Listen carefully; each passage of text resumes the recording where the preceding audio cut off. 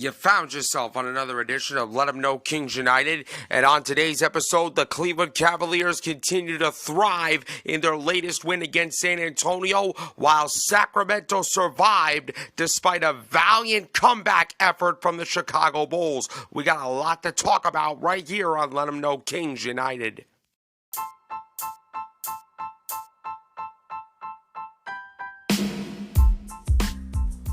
And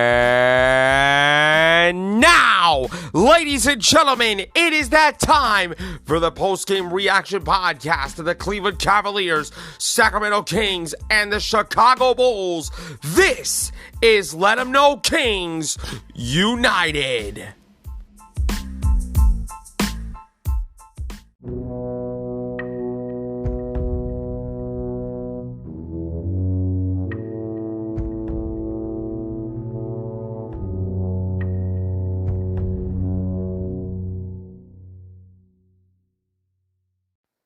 Let 'em know, Nation, this is a milestone of a podcast that I have for you, and you already know what time it is. In the meantime, I would like to welcome each and every one of you to another edition of Let 'Em Know Kings United, your Cleveland Cavaliers, Sacramento Kings, and Chicago Bulls post-game reaction podcast.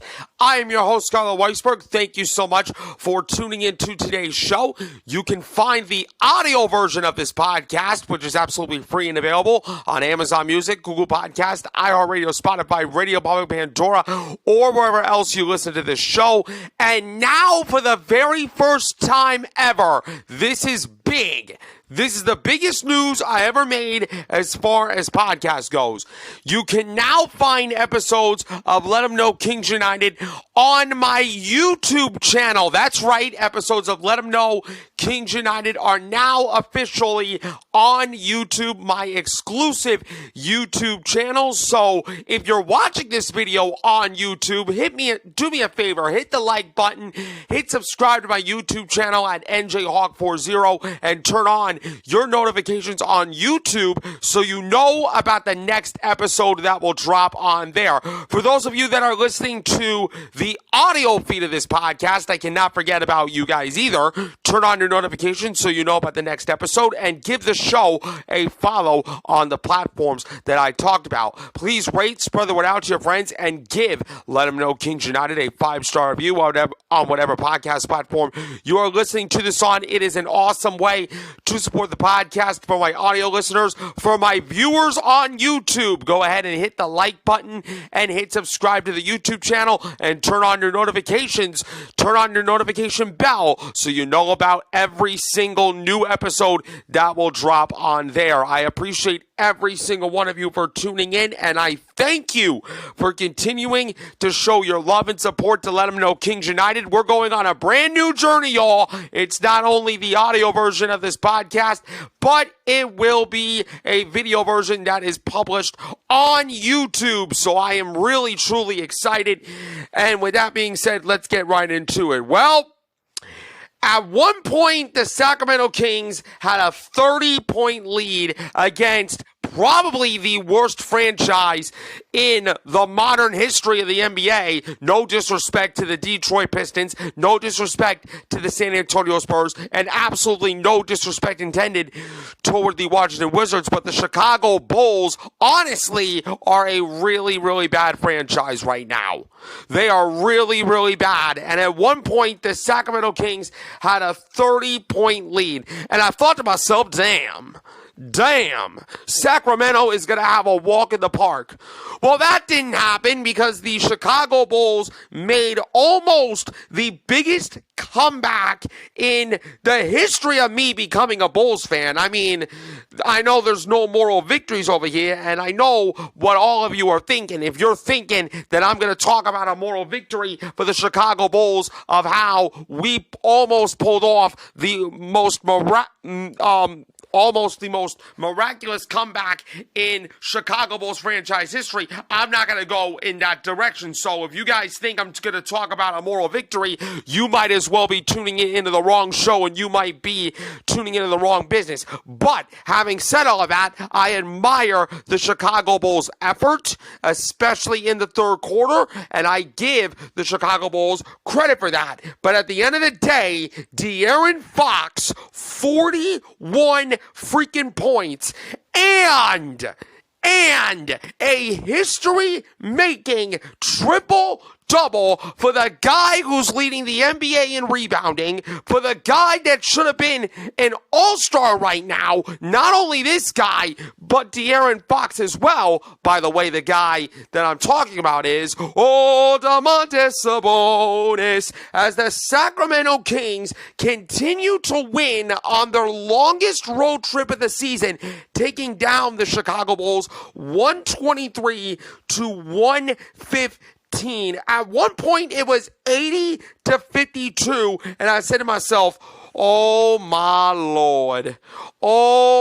Lord, Sacramento might have the easiest night in the history of basketball. There's no way that the Chicago Bulls can come back from that, because I gotta keep it 100 with y'all. Sacramento played quite possibly until the miraculous comeback run by Chicago, the best brand of basketball that I've seen in a really long time. I thought Sacramento did a really good job of sharing the basketball. I thought they did a really good job on defense. I thought Mike Brown did an amazing job out coaching Billy Donovan when he ran this split cut, dive cut action that he used when he used to coach the Golden State Warriors. Shout out to all my Warrior fans that are not only that are listening to the show or viewing this show on YouTube for the very first time.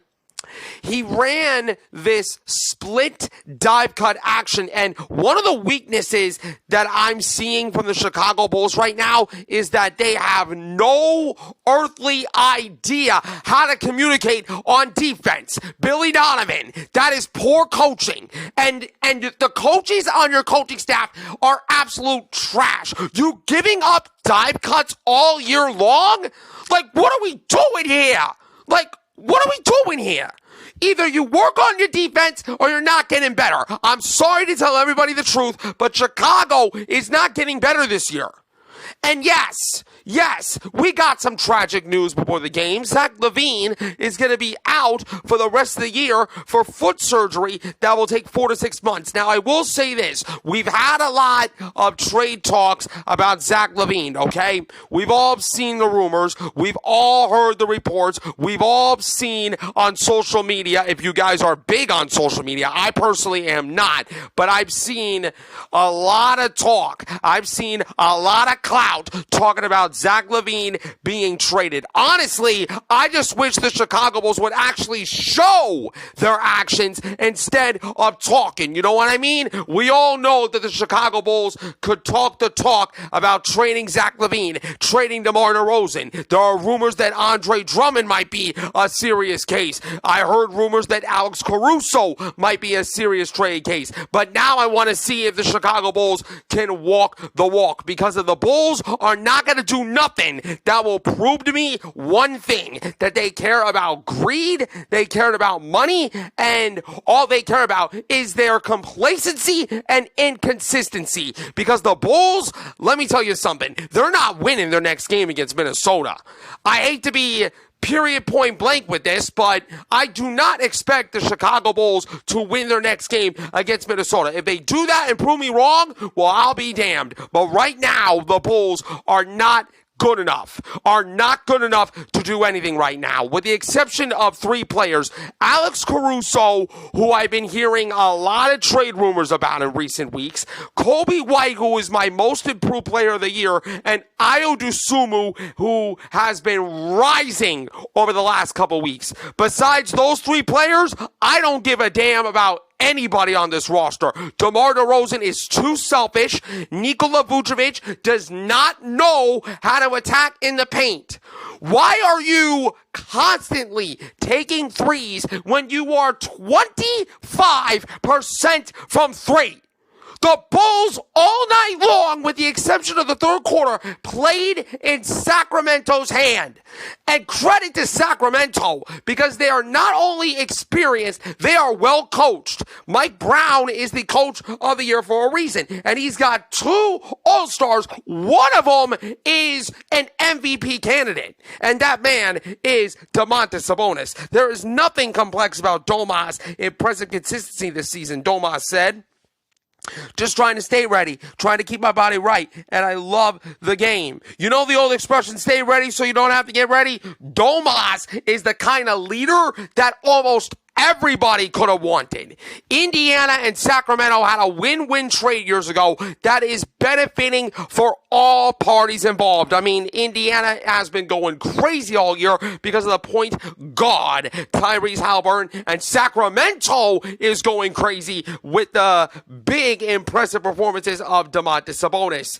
Sabonis had a triple-double on Saturday against the Bulls, while De'Aaron Fox, who played a big time game, scoring 41 points on his 1-year-old son's birthday, which is amazing, by the way. Amazing that his 1-year-old son gets to watch that. He scored 41 points as the Kings held off the Bulls 123 to 115, but I gotta be completely honest with you. I don't give a damn about the third quarter comeback that the Bulls did, and I admire them for that.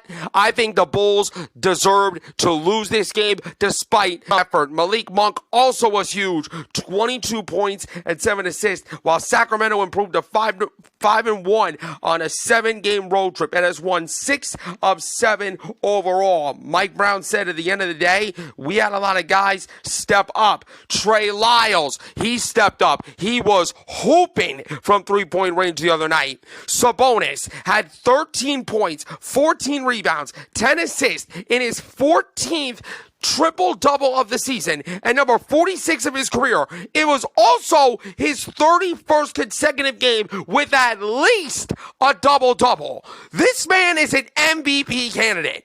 I mean, if you're not going to give him the All-Star, okay? If you're not going to give him the All-Star recognition that he deserved, by the way, at least give him the MVP. Malik Monk said for him to do that 31 times in a row is another reason why we're winning right now, because he draws a lot of attention and he's not selfish either. I think that's just him playing the game, knowing the game, being a vet, and not forcing anything. Now, for the Bulls, I will give credit to Kobe White. He dropped 26 points for a depleted Chicago team that was so shorthanded coming into this game. Very shorthanded.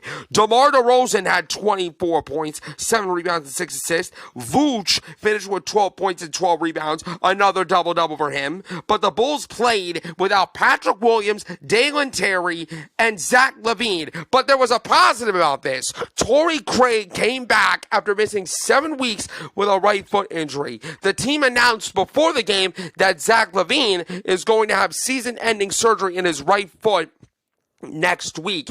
I think that hurts the Bulls in so many levels. Given the context of the trade deadline coming up on Thursday, there was a lot of chatter that the Chicago Bulls and the Detroit Pistons were engaging in very serious trade talks revolving around Zach LaVine. I don't know if that's going to deteriorate now because of this injury news. We're going to have to see how that plays out. DeMar DeRozan said about the injury, when you go through a situation like that, I'm pretty sure it's frustrating. It's tough on him. It's a whole different type of mental hurdle he's got to go through with that. So hoping the best for him. And I will say this, the first half, the Chicago Bulls looked like they were missing Zach LaVine. They didn't know how to move the ball. They didn't know how to play without the ball. They didn't know how to screen. They didn't know how to cut. They didn't know how to do anything. Now that second half, especially the third quarter, I give the Chicago Bulls credit. I mean, Kobe White was an absolute spark plug. Alex Caruso was doing AC things, and I've noticed this before. The Sacramento Kings had big leads so far in these games. And think of the Phoenix game. Think of the Phoenix game a couple weeks ago where Sacramento at one point had a 21-point lead, and I thought that the Sacramento Kings were going to cruise. I thought the Kings were going to get a good team win. They ultimately collapsed and got a humiliating loss that they shouldn't have. Now, the difference in this game, Sacramento learned from the mistake that they had in Phoenix and ultimately held off the Chicago Bulls thanks to 41 points from De'Aaron Fox, a triple-double for Domantas Sabonis. Trey Lyles scored 16 points and made 5 big-time threes. Barnes finished with 11 points, so on and so forth. Chicago trailed by as many as 30 in this game, and at one point, the Sacramento lead was cut down to 3. But the Bulls being the Bulls don't know how to finish. Careless turnovers and careless situational awareness by Chicago gave a very well-coached team in Sacramento, a Sacramento team that has been clicking on all cylinders as of late, just enough to capitalize on the Bulls' foolishness and get a big win. Now, either way, this road trip for the Sacramento Kings has been successful, and they got one more game tonight against the Cleveland Cavaliers. And let me tell you something, I've been looking forward to this game for a very, very long time. The key matchup that I'm seeing as far as that goes, Donovan Mitchell, who, by the way, is participating in the 3-point shootout, versus Domantas Sabonis. That game will be crazy inside Rocket Mortgage Fieldhouse. It's a win-win situation for both teams. If Cleveland wins, that's a big feather in the cap of the Cleveland Cavaliers, who are hunting for the 3rd seed or maybe the 2 seed in the Eastern Conference, thanks to Joel Embiid's very unfortunate injury and the Philadelphia 76ers' luck. If the Kings win, that will punctuate the best road trip that I've seen of Sacramento all year. Now, either way, win or lose, it is a very successful road trip for the Sacramento Kings. Let me just point that out. But as far as this game, that was good. That was a good win for the Sacramento Kings. Bulls, you got a lot to learn, and unfortunately, you're not learning, you're failing. The Kings shot 50% from the field. Chicago finished with 46%. The rebounds were 47-40 in favor of the Bulls, including 11 of those on the offensive glass. The assist numbers, 33-24 in favor of Sacramento. The steals were 13-12 Bulls. The blocks were 3-1 Bulls. The points in the paint, 52-50 Bulls. Fast break points, 24-15 in favor of the Sacramento Kings. As for the victors, Sacramento, De'Aaron Fox, a big 41 points, shooting 13-24 for the field with 4 rebounds, 4 assists, 5 big-time steals. Domantas Sabonis, MVP caliber, bro. 13 points, 14 rebounds, 10 assists, and also a steal, 6 of 8 from the field. Kevin Huerter finished with 9 points. Harrison Barnes, the Black Falcon, dropped 11 points, with shooting 4-10 for the field with a rebound in this game off the bench. Trey Lyles, it was absolutely Trey Day from 3-point range. 16 points, 5 of 7 from distance with 5 big rebounds, 3 assists, and 2 big-time steals. Malik Monk doing his darn thing. He should be the 6th man of the year. 22 points, 5 rebounds, and 7 assists of 7 of 14 from the field. As for the Chicago Bulls, you can't blame Kobe White at all. He's been absolutely hooping. 26 points, 10 of 18 from the field. Vooch with a double-double with 24 and 12 rebounds. DeMar DeRozan also finished with 24 points, but 5 of 14 from the field. I thought DeMar DeRozan played another selfish game, and I really think that DeMar DeRozan should be traded. Ayo Dosunmu, he's been on the rise, and I've been really impressed with this kid. He finished with 18 points, 7 of 16 for the field with 4 rebounds, 5 assists. Welcome back, Torrey Craig. 5 points in 14 minutes. He grabbed 3 rebounds on the night. Sacramento, even though they survived, this was a good win. This was a good win for Sacramento. It looked like that the Kings were going to cruise. It wasn't pretty towards the end, but Sacramento was able to hold on and get the job done. I cannot wait to watch the Sacramento Kings tonight play against the Cleveland Cavaliers. And speaking of Cleveland, they are just continuing to be one of the best teams in the NBA, one of the hottest teams in the NBA, grabbing a win over the San Antonio Spurs, and we are going to talk about that when we come back on Let 'Em Know Kings United.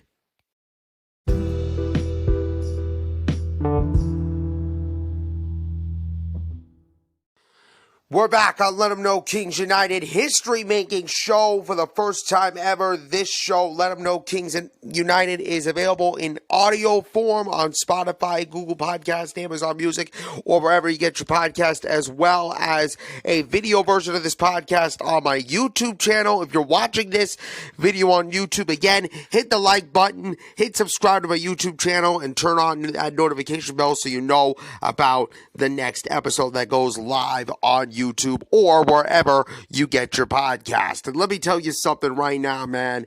The Cleveland Cavaliers are arguably the hottest team in the Eastern Conference, and I'm going to say it. The Cavaliers are the best team in the NBA, bar none.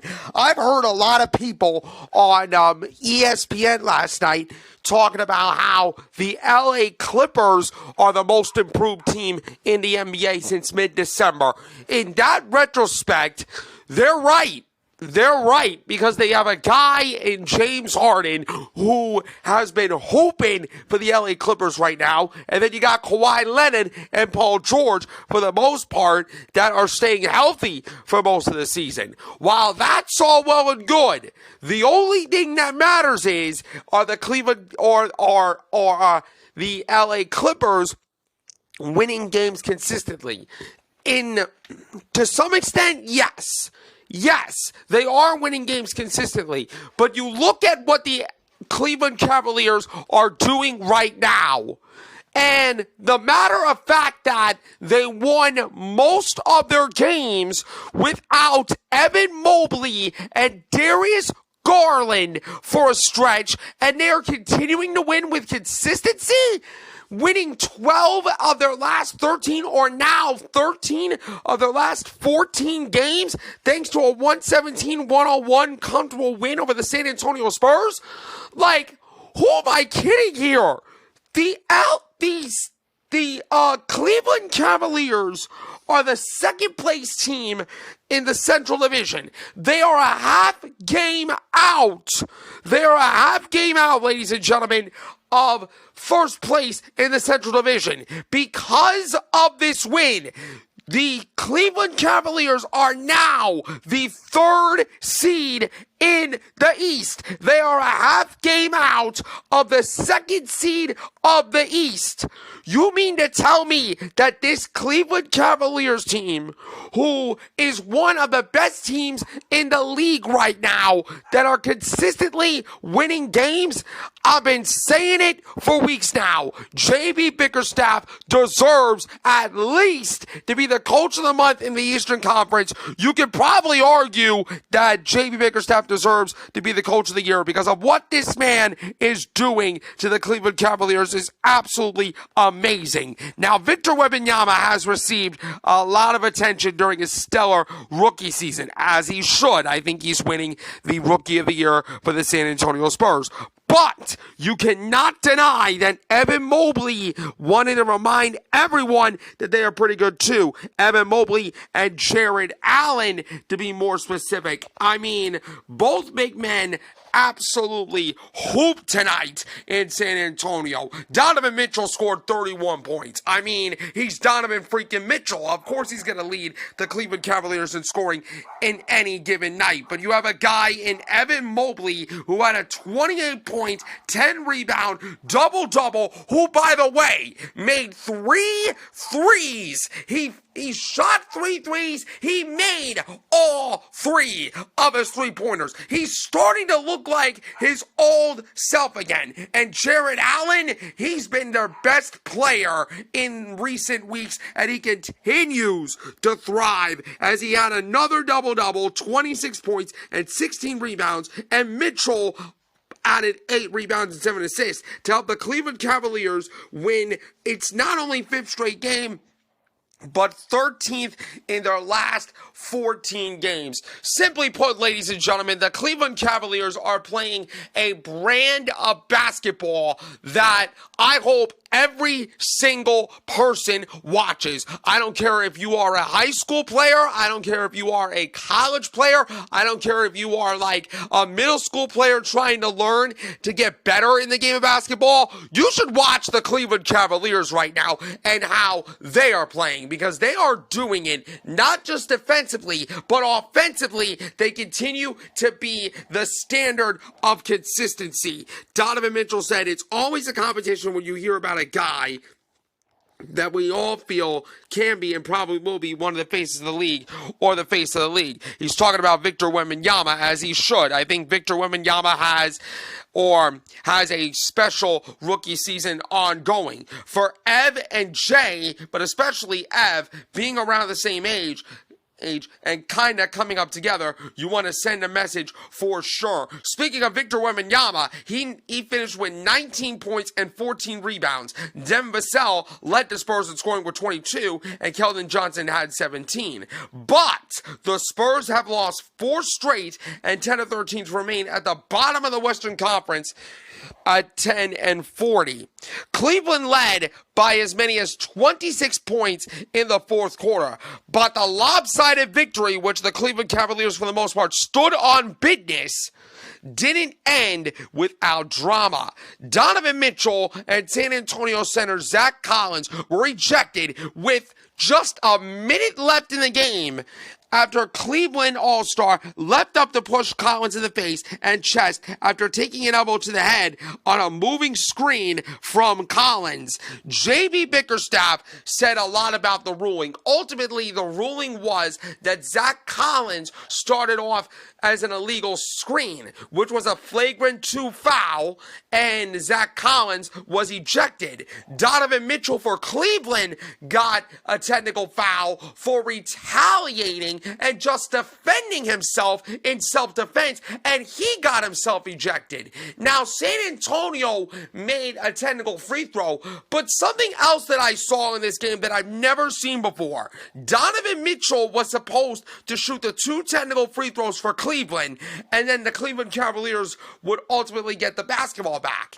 Because of the fact that Donovan Mitchell got ejected in this game, Greg Popovich had the choice to decide anybody from the Cleveland Cavaliers bench to shoot the 2 free throws.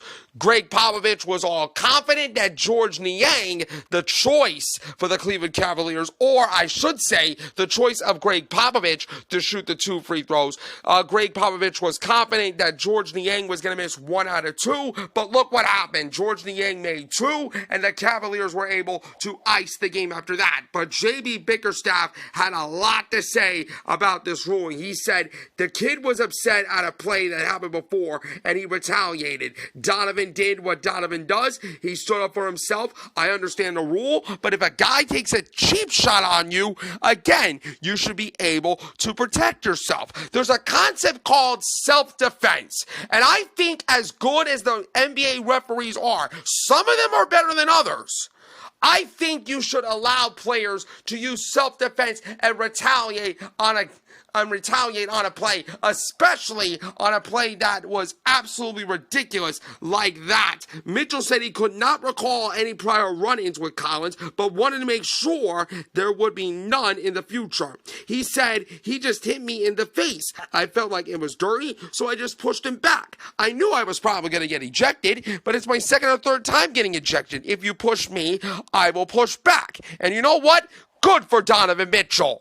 Good for Spider. You need to defend yourself in that situation, and I give Donovan Mitchell a whole lot of credit. The Spurs look like a team playing in the second game of a back-to-back and fourth game in 6 nights. Popovich said we didn't have as much juice as last night. Obviously, that's 3 and 4 nights and 3 weekends in a row, and it's starting to show. Oh, he also credited the Cleveland Cavaliers because of their overall size advantage. Their length and physicality poses a big problem, and so does their talent. Simply put, ladies and gentlemen, the Cleveland Cavaliers are a freaking problem. They are a matchup nightmare for anybody in the league, and I'll tell you what, if there is such a thing as an even matchup, the Cleveland Cavaliers and Sacramento Kings are the perfect even matchup. This could be the game of the night tonight, and I am really, really excited to tune into that one. The Cleveland Cavaliers shot 47% from the field, 36% from three-point range for the San Antonio Spurs. The rebounds were 54-51 in favor of San Antonio, mostly because of Victor Wembanyama. You can't blame him for that. The assists were 31-23 Cleveland. The steals were 6 apiece. The blocks were 6-4 in favor of the San Antonio Spurs. The points of the paint, Cleveland won that advantage. What else is new? 58-46. They also won the fast break battle 23-16. Spider Donovan Mitchell is going to the three-point shootout, and he continued to ball out. 31 points, 4 of 9 from three-point range, shooting 12 of 20 for the field with 8 rebounds, 7 assists, 2 steals, 2 blocks. A complete game as far as the stat sheet goes for Donovan Mitchell. Evan Mobley is looking like his old self again. 28 points, 10 rebounds, 3 assists. He was 11 of 15 from the field and 3 for 3 from three-point range. Jared Allen, 26 points for him. Another double-double with 16 boards. He also was 12 of 18 from the field. Off the bench, Karis LeVert finished with 10 points. He was 4 of 10 for the field. Sam Merrill drained his only shot that he took in 14 minutes, which was a big 3. George Niang made 2 free throws in 18 minutes. He was 0 of 9 from the field, though, and Isaac Okoro finished with 7 points for the Cleveland Cavaliers. As for the San Antonio Spurs, Victor Wembanyama, the talented rookie, finished with 19 points, 14 rebounds, 3 assists, 2 steals, and 2 blocks. Vassell led the Spurs in scoring with 22. He added 6 rebounds, 3 assists, and a block. Zach Collins finished with 10 points off the bench with 9 rebounds and assists. And Johnson did really good off the bench with 17 points, 7-11 from the field with 5 rebounds. But the Cleveland Cavaliers right now are the best team in the NBA, bar none. They have won 5 straight games, 12 of their last 13. They are playing their best brand of basketball of the season, going into a Sacramento matchup tonight at Rocket Mortgage Fieldhouse, which I expect the offense of Sacramento versus the defense of the Cleveland Cavaliers. It's so even. I'm not going to tell you who wins this game, but I will tell you that that's going to do it for today's edition of Let 'Em Know Kings United. You can find this show on Amazon Music, Google Podcast, iHeartRadio, Spotify, Radio Public, Pandora, wherever you get your podcast, as well as YouTube. For those that are watching on YouTube, hit the like button, subscribe to my YouTube channel, turn on your notifications so you know about the next episode. Please rate, spread the word out to your friends, and give Let 'Em Know Kings United a 5-star review, whatever podcast platform you're listening to this on. I'm your host, Skylar Weisberg. Thank you for tuning in, whether listening or watching on YouTube, and I will see you right back here for another edition of Let 'Em Know Kings United.